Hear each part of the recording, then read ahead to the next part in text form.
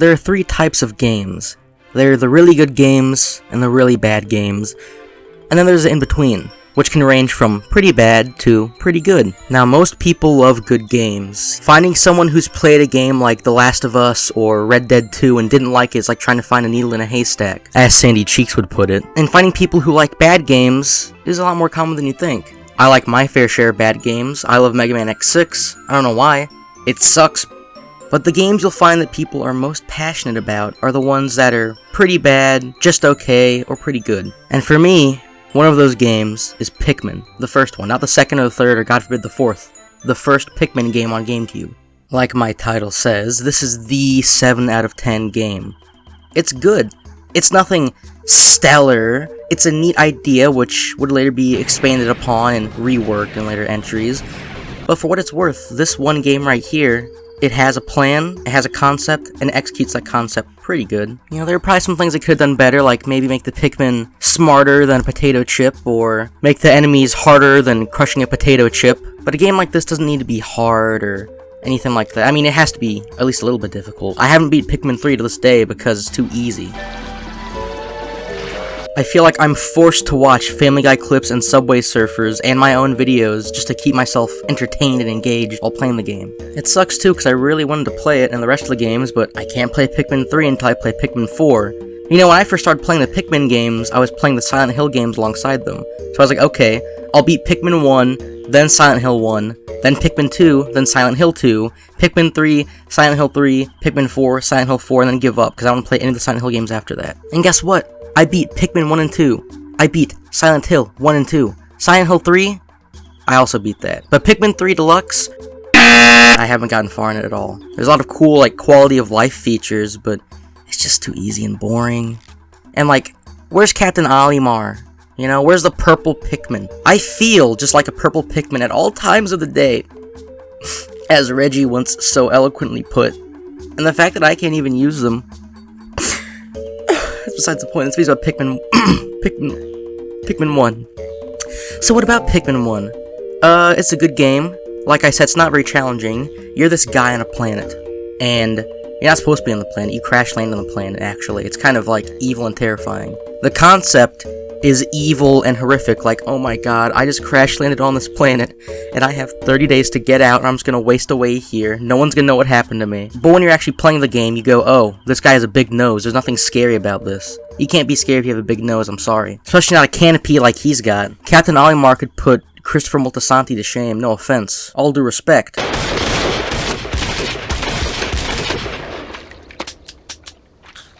But I'm sure for a lot of people this game was terrifying. You'll hear lots of people who said they were kids back when the game came out, and they go, it was just too scary. I have to collect 30 parts in 30 days. This is impossible. But newsflash, buddy, I'm not a little piss baby like these people were when they first played. I played this game when I was like 16, and I was anywhere from 15 to 17, I can't remember.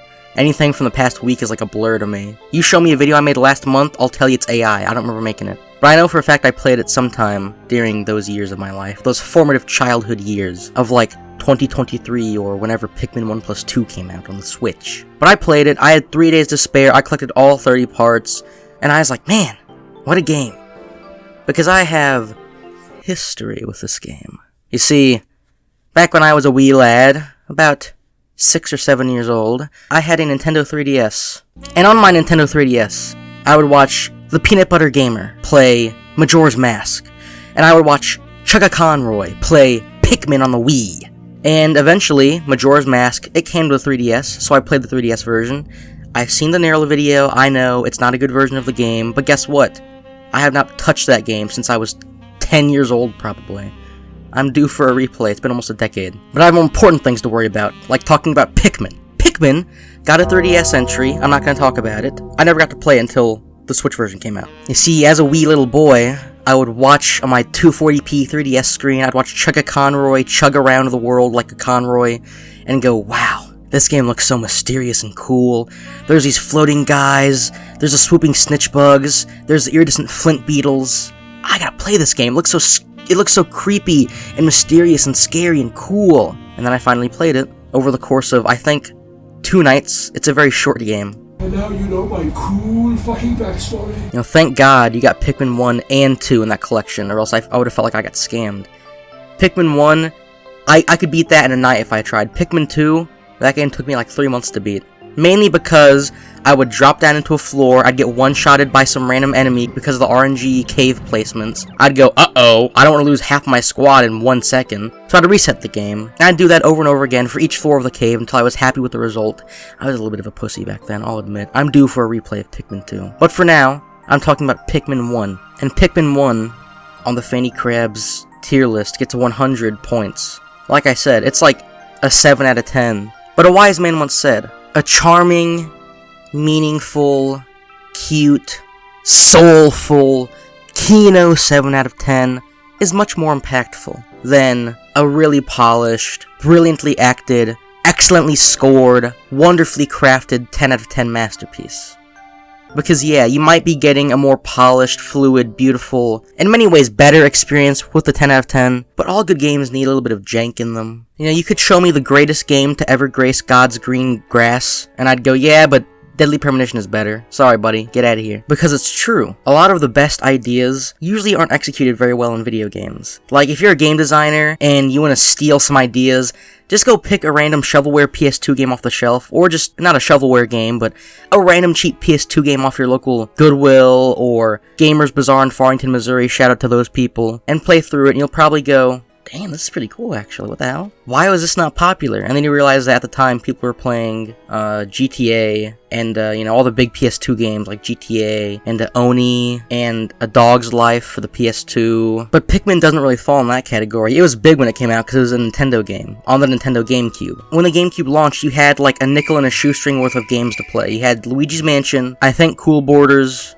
and that's about it. So obviously, when a brand new game comes out, by Nintendo no less, who historically speaking, up to this point, have made nothing but net Kino games, you're like, alright, I guess I'll play it. And it sold, you know, pretty well. It was one of the best-selling GameCube games, but, you know, that's not considering much when you think about the fact that the highest-selling GameCube game only sold 7 million. Which I guess back then was a lot, but, like, Mario and Duck Hunt sold, like, 10 trillion, so does it really matter? My game, whenever that comes out, is literally gonna outsell every Pikmin and Metroid game ever made. But, like Deadly Premonition, the best games usually don't sell very well, and the developers usually end up killing themselves due to bankruptcy because no one bought their masterpiece. Thankfully, Miyamoto's still around to tell us how good delayed games are or whatever, and Rockstar's taking that to heart. So the guy is still alive. I don't think anything I said has anything to do with this video, just now. What I'm trying to say is this game is cool. You're walking around in the Crevening Cave, I forgot what it's called, the second area of the game with the big evil cave, and you're like, whoa, a wall, I'll have my Pikmin break this wall,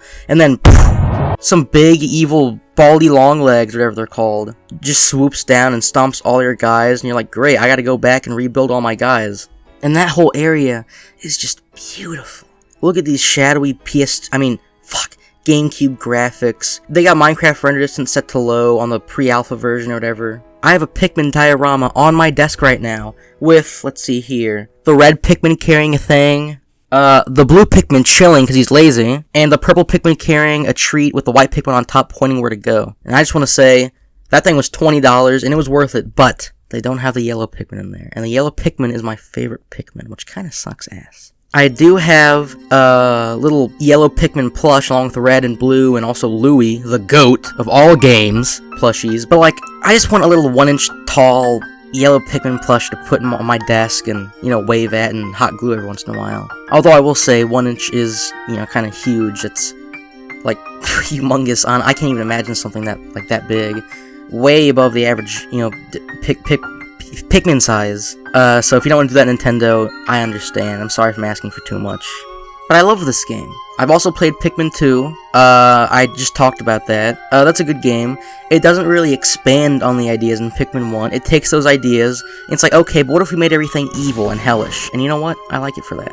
But Pikmin 1 just has aura. It's got those green stink lines coming off the case. That's how you know it's good. Every 1 in 100 copies of this game came with seeds to plant your own real-life Pikmin. Like, come on, if that's not awesome, what is? Tell me, what is? You can't, because nothing is cooler than that. My game, when it comes out, is going to have 1 in every 100 copies of the game is going to have a condom with my YouTube channel branded on it. Before I get any further, I just realized I haven't really said why this game is like a 7 out of 10. Let's see. I guess it could be better. Like, you know, you could maybe, put some more enemies there, or... I guess it's missing the water wraith, but, you know, we can't expect all games to have the water wraith in it. That's just stupid. Now that I think about it, this 7 out of 10 might be a 10 out of 10. And that, ultimately, is the message of this video. You might look at a game and see that IGN rated it lower than Imagine Babies Party for the Wii.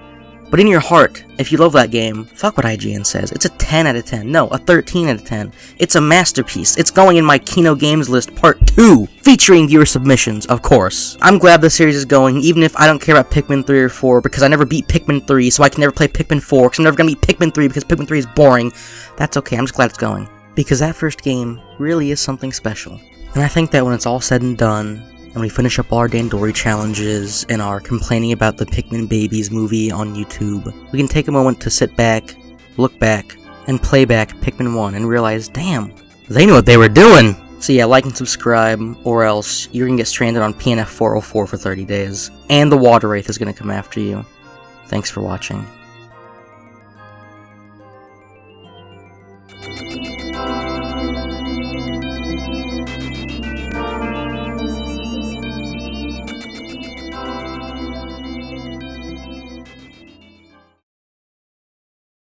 I do have...